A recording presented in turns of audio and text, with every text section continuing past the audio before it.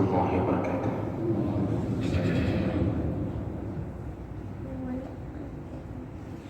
إن الحمد لله نستعينه ونستغفره ونعوذ به من شرور أنفسنا ومن سيئات أعمالنا. من يهده الله فلا مضل له ومن يضلل فلا هادي له. أشهد أن لا إله إلا الله وحده لا شريك له وأشهد أن محمدا عبده ورسوله الكريم. اللهم صل وسلم على نبينا وسيدنا المصطفى محمد وعلى آله وأصحابه أجمعين. أما بعد، رب اشرح لي صدري ويسر لي أمري واحلل عقدة من لساني يفقهوا قولي. Segala puji bagi Allah, kemudian salawat dan salam kepada Rasulullah, pada keluarga dan seluruh sahabat-sahabatnya. Bapak Ibu jemaah salat subuh yang Allah muliakan insyaallah.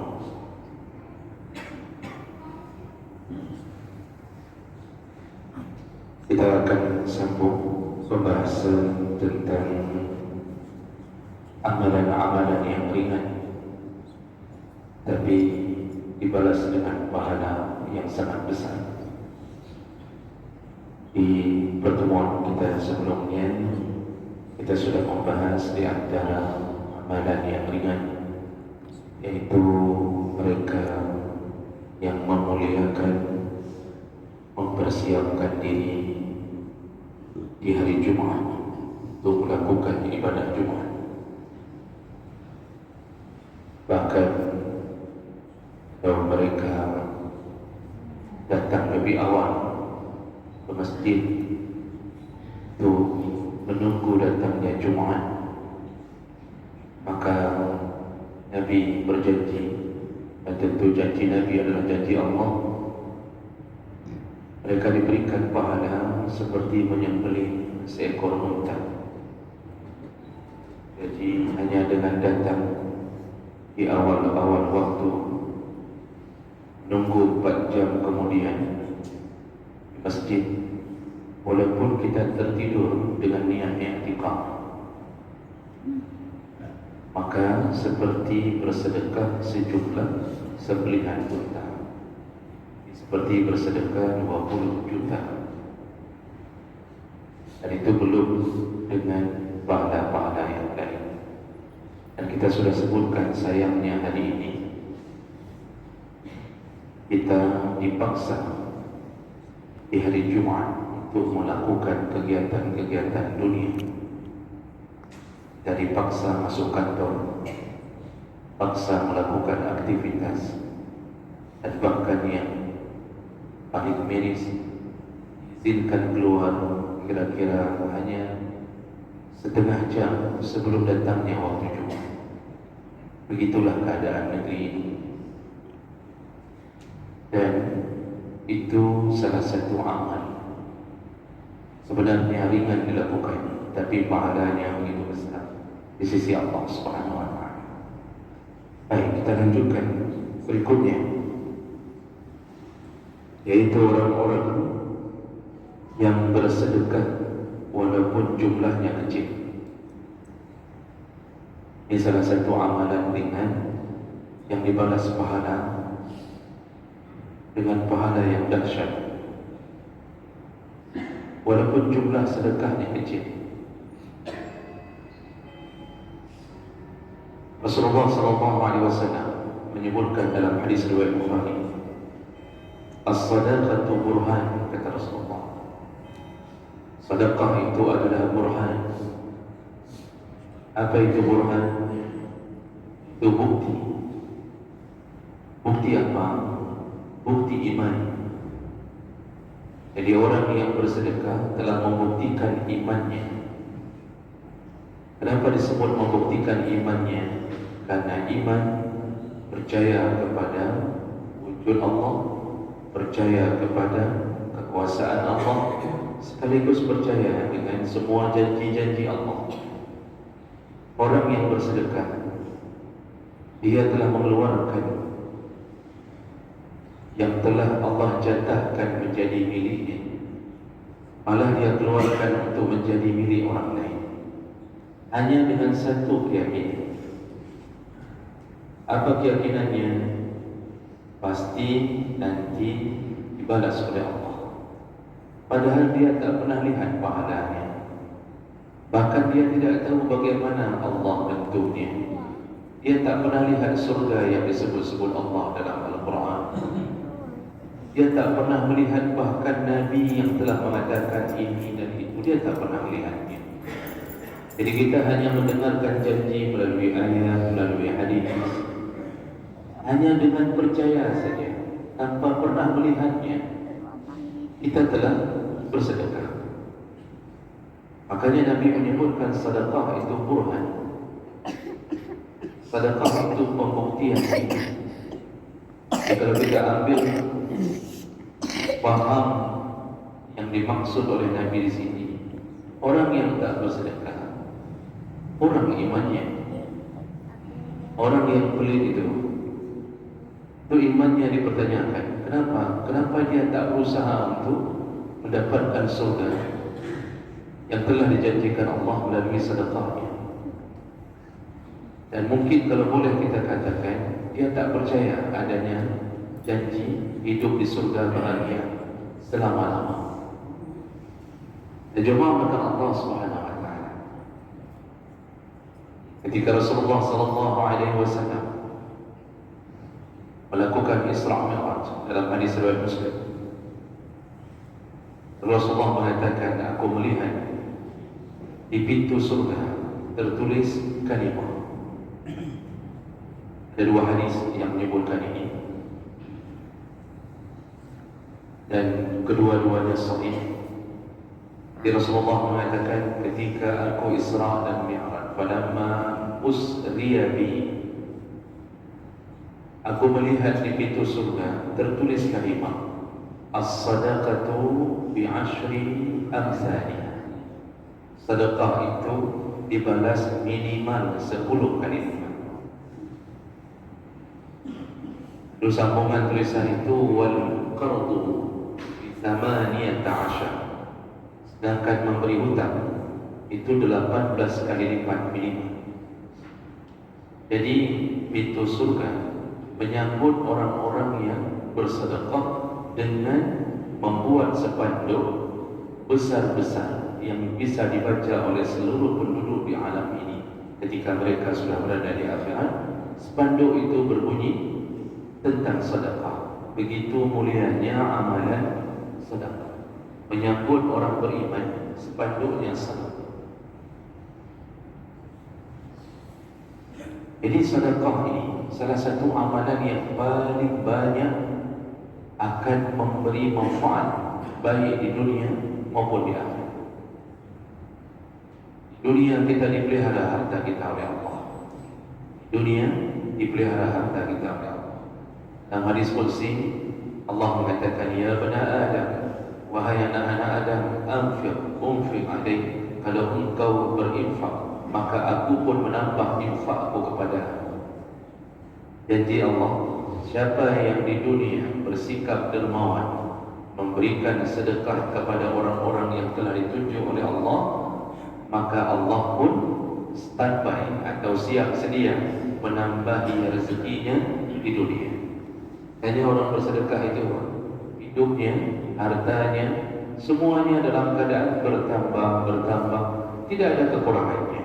Tidak pernah saya menemukan sejarah orang yang ahli sedekah tiba-tiba bangkrut lalu kemudian merasakan kemiskinan yang luar biasa sehingga dia mati dalam derita. Tidak ada. Orang yang ahli sedekah dipelihara hartanya oleh Allah Subhanahu wa ta'ala. Karena Allah sudah berjanji, kalau engkau bersedekah, ku tambahi sedekahku kepada. Kita coba lihat rezekinya orang bersedekah, terus datang. Kenapa terus datang kepadanya? Karena Allah tahu melalui tangannya lah pada fakir miskin bisa tersenyum, melalui tangannya lah janda-janda dan anak yatim tertolong, melalui tangannya lah orang-orang yang tak bisa melanjutkan pendidikan, dia juga yang akan menolongnya. Maka Allah memberikan jalan kepadanya untuk menambahi. Lalu Allah persempit orang-orang yang tidak pernah bersedekah. Karena Allah melihat tak ada manfaat diberikan keberkahan pada si bakhil pada orang lain. Maka hidupnya ditimpa masalah, dari satu masalah ke masalah yang lain. Gaji tak berkurang, tapi masalah bertambah-tambah. Itu akibat keberkahan dicabut dari sisi orang-orang yang tidak suka bersedekah. Dan juga makan Allah. Kalau di akhirat, jangan tanya pahala sedekah. Tanya ni amalan ringan, tetapi pahalanya Masya Allah luar biasa. Di antara hadis-hadis Nabi yang menyebutkan tentang janji-janji Allah bagi orang yang bersedekah dan persiapan menuju ke akhiratnya, yaitu hadis yang pertama Rasulullah sallallahu alaihi wasallam, ini hadis dari Abu Hurairah radhiyallahu anhu. La yatasaddaqu ahadun bi tamrah. Seandainya seseorang bersedekah dengan sebutir kurma, sebutir kurma, tak perlu dua butir. Nabi tak menyebut di sini dua butir. Artinya sebutir kurma pun engkau bersedekah, min kasabin tayyibin, dari hartanya yang halal. Ini syarat yang diberikan Nabi. Mau dapat pahala besar-besaran, gebiar di akhirat, maka sebutir kurma yang engkau beri, syaratnya adalah dari harta yang halal. Ini memberi isyarat bahawa mereka yang bersedekah walaupun segunung kurma, tapi diambil dari harta yang haram, tidak akan diterima sedikit. Dan ini dikuatkan dalam hadis-hadis yang lain.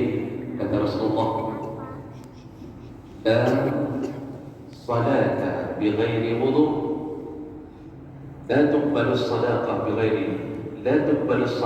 bighairi wudu, tidak diterima salat tanpa wudu, wala sadaqah min hulul, dan juga Allah tak akan terima sedekah dari harta yang hulul. Harta hulul, harta hasil mencari dengan cara khianat, dengan cara haram. Maka tak perlu berbangga hari ini orang-orang yang bersedekah banyak jumlahnya, tapi peng-peng halus. Tak ada pahalanya seorang artis bersedekah dengan hasil kerjanya membuka aurat. Tak akan diberi pahala, pasti tak akan ada pahala walaupun sedikit. Sedekah yang diberikan dari hasil bergoyang di atas panggung-panggung, para penyanyi, orang yang ahli joget, lalu kemudian berjoget-joget di depan laki-laki, lalu mendapatkan bayaran yang banyak. Akan kalau di Jawa itu disawer bahasanya. Sawernya, bahasa Indonesia sawer. Uang diterbang-terbangkan ke mukanya. Tahu saya bahasa Indonesia. Sawer itu bahasa Indonesia, bukan itu. Banyak uangnya itu penyanyi dangdut. Setelah itu bersedekah, ada yang pergi umrah, tapi hasilnya dari hasil menjual tubuhnya, menjual kemolekan tubuhnya, dipastikan tak akan diterima. Semua pekerjaan haram, jangan kira bisa membersihkan jiwa dan bisa membersihkan harta dengan sedekah.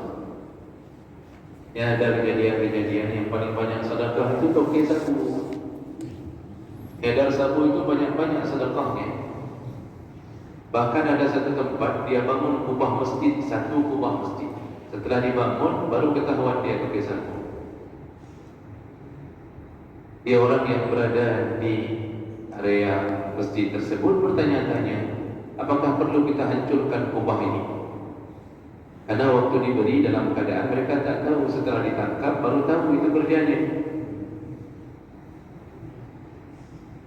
Dan salah satu pertanyaan itu diajukan ke kami, maka kami katakan tidak perlu, karena panitia ketika menerima itu betul-betul tak tahu bahwa dia kerjanya adalah kerja haram. Tapi kalau dari awal sudah tahu, tak boleh terima.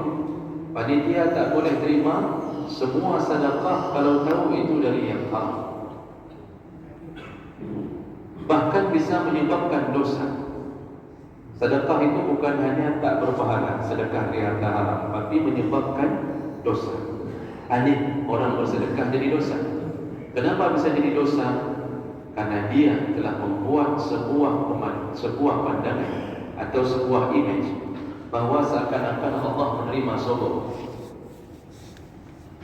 Jadi seakan-akan anda apa terus lakukan yang haram, nanti kita kasih sedekah kepada Allah, Allah terima juga. Kalau Allah sudah terima, Allah mungkin akan tidak lagi mencatat dosa.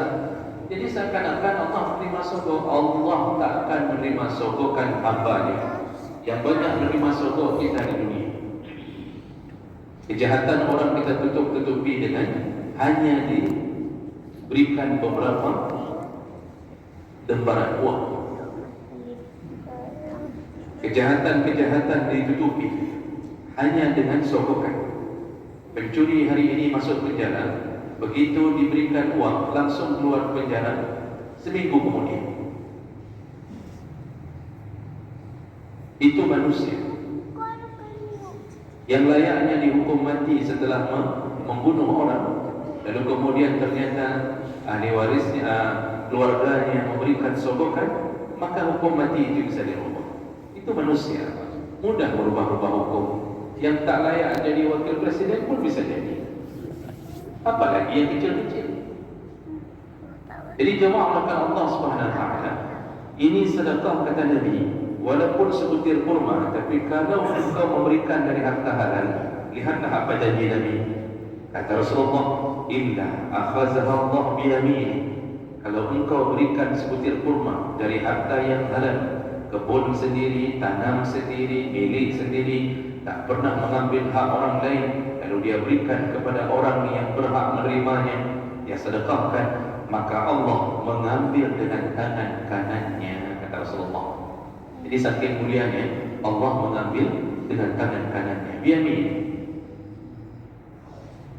Tentu kita jangan membayangkan tangan Allah seperti tangan kita, karena laisa kamitslihi syai', tidak ada yang mirip dengan zat Allah satu makhluk pun.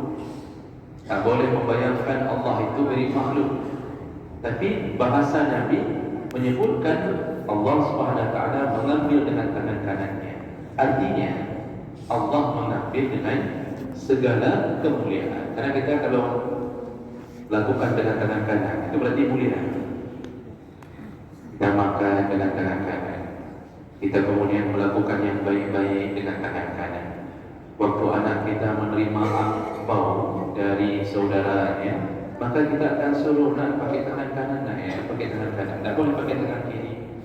Itu menunjukkan bahasanya apa? Allah terima dengan segala kemuliaan. Lalu apa yang terjadi? Belum selesai Bapak Ibu. Setelah diterima dengan segala kemuliaan, fayurabbiha kama yurabbi ahadukum faluwahu aw falusahu hatta takuna misla jabal. Allah kemudian memelihara sebutir kurma itu, ditumbuhkan, disuburkan di surga sama seperti engkau memelihara binatang ternak,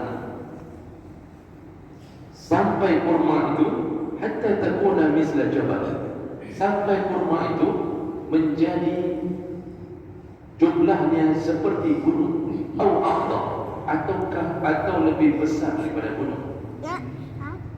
Ini hadis riwayat Muslim dengan derajat yang sahih. Lihatlah bagaimana hebatnya orang bersedekah. Sebutir kurma dia berikan, lalu kemudian Allah ambil dengan kemuliaannya, lalu kemudian disuburkan oleh Allah. Disuburkan bisa jadi dikali lipatkan, bisa jadi kurma itu ditumbuhkan, lalu kemudian dia bercabang-cabang sampai akhirnya sebesar gunung, dan berawal dari sebutir kurma menjadi gunung, Masya Allah, menunggu kapan pemiliknya datang. Bayangkan baiknya Allah, hamba memberikan hanya sebutir kurma, ketika dia jumpa dengan Allah di akhirat, Allah tunjukkan inilah sebutir kurma yang engkau sedekahkan, sudah menjadi gunung. Bagaimana kita hari ini Bapak Ibu, yang tiap hari sedekah, kasih makanan sana, kasih makanan sini, kita tolong orang-orang, bahkan celengan yang jalan di masjid kita isi 10.000, 10.000. Janji Allah, Allah membuat subur semuanya. Makanya dalam ayat itu disebutkan orang-orang yang bersedekah, perumpamaan orang-orang yang bersedekah, kama sali habbatin ambatan sab'a sanabil fi kulli sumbulatin mi'atu habbah. Orang yang bersedekah itu pertamanya dia kasih sedikit, lalu kemudian Allah buat seperti biji yang kemudian tumbuh menjadi 7 cabang. Di setiap cabang ada 100 buahnya. Maka yang kita beri 10.000, waktu ambil 700.000. Dia fikir mak, jauh 10.000, wadah jauh, jodoh lebih. Syaratnya harta haram, ikhlas karena Allah, bukan karena kampanye, bukan karena pemilihan gubernur. Jadi syaratnya harta halal, ikhlas benar-benar karena berharap ridha Allah Subhanahu wa taala. Jadi kalau sudah urusan orang sedekah karena berharap supaya dia dipilih, tak satu pun dicatat oleh Allah Subhanahu wa taala. Pantang Allah melihat ada Tuhan lain di hatinya. Tuhan lain itu berbentuk pujian manusia, berbentuk keinginan mendapatkan jabatan. Pantang Allah melihat ada saingannya di dalam hati seorang hamba, langsung Allah tak beri pahala. Betul bermanfaat dan ikhlas. Apapun, maka hadis ini menyebutkan bahawa Masya Allah sekecil apapun Allah akan suburkan dia. Kita tutup dengan hadis yang kedua. Itu hadis juga riwayat Muslim dari Ibnu Mas'ud, kata Rasulullah, man istata'a minkum an yastatir minan nar walau bi syaqqi tamrah falyaf'al. Siapa yang ingin dirinya terbebas dari api neraka, maka bersedekahlah walaupun dengan sebutir kurma.